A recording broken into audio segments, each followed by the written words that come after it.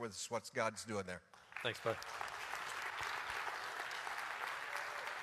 Thank you, Craig. Craig and I, like you said, served together over a decade, and I still worry about him and look out for him. I don't know what he's doing now because I'm not there to write his sermons for him every week, but he seems like he's doing okay.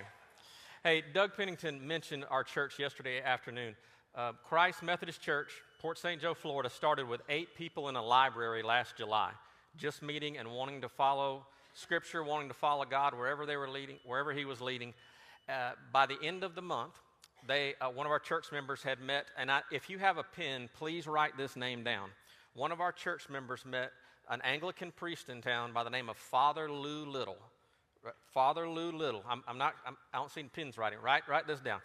You need to go home tonight and thank God for people like Father Lou Little, because Father Lou said, well, you need a place to meet. We don't have too many people in our church. Come meet here. They worship at 10 o'clock. We worship at 11. What I found out about Father Lou is he had this vision for building an Anglican church in town. They had 9 acres, a beautiful church, and he had this vision of it being full. And their congregation had dwindled down to a handful of people, and he said, you know what? You guys are bringing a lot of people in here. Why don't you take this and run with it? So now St. Peter's Anglican Church worships at Christ Methodist Church. It's the same building, but doesn't happen. It doesn't happen. That is fantastic. So Doug called me late August, and he said, hey, we need some help filling the pulpit down here. And our staff and our team at Lynn Haven Methodist alternated, and we went down and we would take turns preaching there. First time I went in the door there was early September. There were 40 people in worship, and I could just feel the Spirit. It was just a cool little country church. Came back again in October. There were 80 people there. And I said, wow, man, God's moving. What I'm leaving out is that first day I went in there, I felt like I was supposed to be the pastor there. I just felt that call. And I had a job that most people in this room would fight for. I had a great gig. And I didn't want to tell my wife. And around Thanksgiving, I finally let her know. And she pulled out her prayer journal and she said, I've been praying the same thing. So that was Thanksgiving, February 1st. We moved into Port St. Joe. Christ Methodist was chartered in mid-January, had 91 charter members. First Sunday in February, first Sunday that I was there's 120 people in attendance. They were parking out in the road. We have an emergency church council meeting on Monday. They said, we got to have another parking lot. We can't have this happen again. That's Monday morning. Wednesday evening, we had a brand new parking lot. Things keep going. We still need another parking lot. So it just kept rocking right along. So we built another parking lot. Now, one of the things I didn't realize as a senior pastor is parking lots aren't free. And I had a buddy call me, and he said, hey, look, I'm selling a home. I'm selling a farm in Pensacola, and we're going to be moving to Port St. Joe. I want to give you a tractor. And I'm thinking, you know what people give to churches sometimes. I mean, sometimes it's not the best quality stuff. And I'm going, what in the world am I going to do with a tractor? And I said, man, just thank you. But he goes, no, man, sell it. Do whatever. He left out that it was, I don't even know what you call it, like a tractor with a cab and all the stuff on the front. So have a guy go pick it up. The guy that picks it up likes it, buys it for $20,000. So we never see it, never touch it, get $20,000 to pay for one parking lot.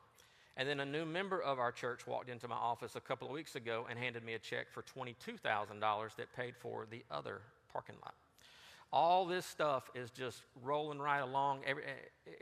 I grabbed a hold of the tail end of a comet is what I did. Easter Sunday, 140 people showed up at Christ Methodist Church in a town of a little over 3,000 people. Y'all can do the math on what percentage of the town that is. That's unbelievable what's going on down there. But what's really, really, beyond the numbers, what really is impacting me is the spiritual growth we're seeing. It's a small little country church, traditional church, not a lot of hand raising, not a lot of amens, but we had a few amens hollered out the other day. And at the end of each service, we're doing invitations. Pastor Dee Dee Lawson is helping me down there. She's just new to the conference. She's serving down there with me. We had so many people at the altar this past Sunday. We looked like chickens with our heads cut off trying to get around to everybody. Y'all, it doesn't sound like a big deal to you, but this is not that type of church, but God's doing something fantastic there. They're not coming to receive Christ. They're coming to lay whatever they have at the feet of Jesus, and it is humbling to watch. This past couple of weeks, we've had Crystal Terry as our youth minister. She's built up our youth group to about 20, 25 kids. I didn't know there were 25 kids in Port St. Joe, but they're there on Wednesday nights. The past couple of Wednesday nights, we have Skyped in or FaceTimed in friends from Africa, the Jesus Film Project, missionaries in Durango, Mexico, and people from Central Asia that are all missionaries to feed into this. It has been unbelievable what's going on. I can't tell you how humbling it is. I can't tell you how humbling it is. But when you walk in the door at Christ Methodist, it's almost like there's like a force field, if you will. You're stepping into holy ground. And what we preach there is walk in this building with a sense of expectancy. Expect God to show up and do something fantastic, and that's what our people do.